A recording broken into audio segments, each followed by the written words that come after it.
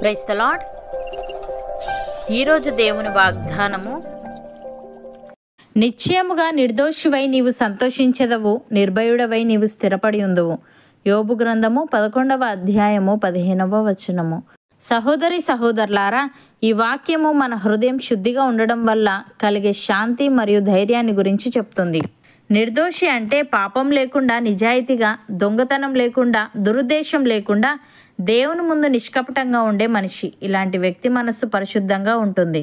అందువల్ల అతనికి దేవుడు ఇచ్చే సంతోషం, శాంతి, స్థిరత్వం, ధైర్యం అన్నీ ఉంటాయి. దేవుని ముందు మన హృదయం సత్యంగా ఉంటే, మనం తప్పు చేసినా దాన్ని అంగీకరిస్తే, పాపాన్ని విడిచిపెట్టి నీతిగా నడిస్తే మన మనసులో భయం ఉండదు. మనం శాంతిగా, ధైర్యంగా జీవించగలం. పాపం లేదా మోసం ఉన్నవాడికి ఎప్పుడు భయం ఉంటుంది. నన్ను ఎవరైనా పట్టుకుంటారేమో, దేవుడు నన్ను శిక్షిస్తాడేమోనని. కానీ నిర్దోషికి అలాంటి భయం ఉండదు. అతనికి దేవుని మీద నమ్మకం, తన మనసులో నిశ్చింత ఉంటుంది. ఉదాహరణకు, పోతిఫర్ భార్య ప్రలోభ పెట్టినప్పుడు యోసేపు పాపం చేయలేదు. అతడు నిర్దోషిగా ఉండడంతో దేవుడు అతనిని జైలులో నుంచి ప్రధానమంత్రి స్థాయికి తీసుకువెళ్ళాడు. తర్వాత అతనికి ఆనందం, గౌరవం, ధైర్యం అన్నీ కలిగాయి. ఇదే నిర్దోషివై నీవు సంతోషించెదవు అన్న వాక్యానికి స్పష్టమైన ఉదాహరణ. అలాగే దానియేలు దేవుని ఆజ్ఞలను విడవకుండా నిత్యం ప్రార్థించాడు. అతనిని సింహాల గుహలో వేసినా దేవుడు రక్షించాడు. దానియేలు నిర్దోషిగా ఉండడంతో భయపడలేదు. అతనికి దేవుని మీద విశ్వాసం వల్ల స్థిరమైన ధైర్యం ఉంది. ప్రియులారా, దేవుని ముందు నిర్దోషిగా, నిజాయితీగా ఉండే మనిషి బయట పరిస్థితులు కఠినమైన, లోపల అతని మనస్సు శాంతిగా, ధైర్యంగా, స్థిరంగా ఉంటుంది. భక్తుడు ఈ విధంగా అంటున్నాడు: దేవుడు మనకు ఆశ్రయమును, దుర్గమునై ఉన్నాడు. ఆపత్కాలంలో ఆయన నమ్ముకొనదగిన సహాయకుడు. కావున భూమి మార్పు నొందినను, నడి సముద్రములలో పర్వతములు మునిగినను, వాటి జలములు ఘోషించుచు నురుగు కట్టినను, ఆ పొంగునకు పర్వతములు కదిలినను మనము భయపడము. సైన్యములకు అధిపతియగు యెహోవా మనకు తోడై ఉన్నాడు. యాకోబు యొక్క దేవుడు మనకు ఆశ్రయమై ఉన్నాడు అని. ప్రియులారా, యథార్థవంతులకు చీకటిలో వెలుగు పుట్టును. వారు కటాక్షమును, వాత్సల్యతయు, నీతియు గలవారు. దయాళులను, అప్పిచ్చువారును, భాగ్యవంతులు.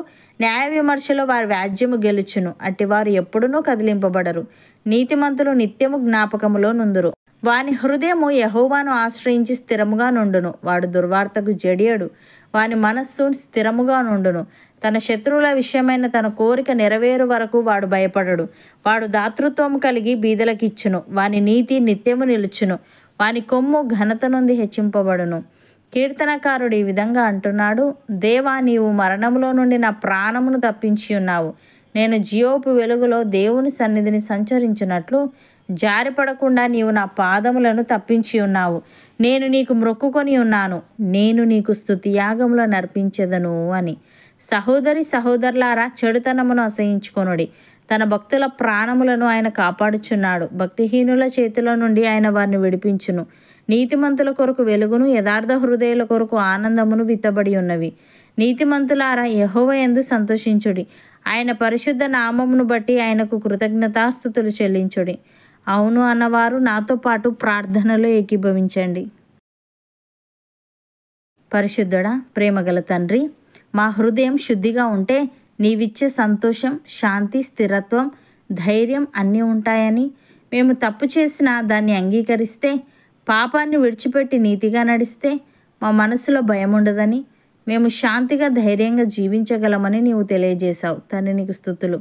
దేవా, యోసేపు, దానియేలు వలె బయట పరిస్థితులు కఠినమైన నీ అందు విశ్వాసముంచి ధైర్యంగా, స్థిరంగా జీవించే వారంగా ఉండుటకు సహాయము దయచేయమని, నీవు మాకు ఆశ్రయమును, దుర్గమునై ఉన్నావు గనుక, ఆపత్కాలంలో నమ్ముకొనదగిన సహాయకుడవు గనుక, భూమి మార్పు నొంది నడి సముద్రములలో పర్వతములు మునిగినను, వాటి జలములు ఘోషించుచు నురుగు కట్టినను, ఆ పొంగునకు పర్వతములు కదిలినను మేము భయపడక, నీవు మాకు తోడై ఉన్నావని నమ్మకం కలిగి ఉండుటకు కృపచూపమని, నీ అందు సంతోషించుచు నీ పరిశుద్ధ నామమును బట్టి నీకు కృతజ్ఞతాస్తుతులు చెల్లించే ఆత్మీయత మాలో ప్రతి ఒక్కరికి నీవే అనుగ్రహించమని యేసుక్రీస్తు నామమున ప్రార్థిస్తున్నాము తండ్రి. ఆమెన్.